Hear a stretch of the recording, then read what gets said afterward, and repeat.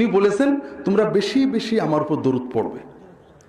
একবার দরুদ পড়লে 10টা নেকি, 10টা গুনাহ মাফ হবে, 10টা মর্যাদা বাড়াবে, ফেরেশতারা দোয়া করবে, স্বয়ং আল্লাহ রহমত নাজির করবে, ফেরেশতারা আপনার দরুদ সালাম নবীজির কবরে নিয়ে যাবে, স্বয়ং রাসূলুল্লাহ সাল্লাল্লাহু আলাইহি ওয়াসাল্লাম আপনার জন্য দোয়া করবে।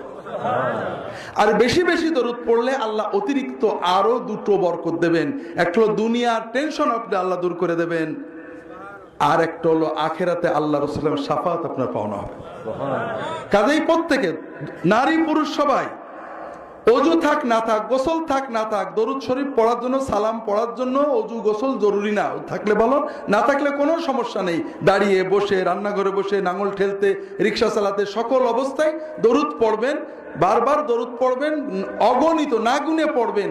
বিশেষ করে দিনের ভিতরে অন্তত যতটুকু পারেন, তবে বেশি করে দরুদের জন্য একটা ওজিফা রাখবেন।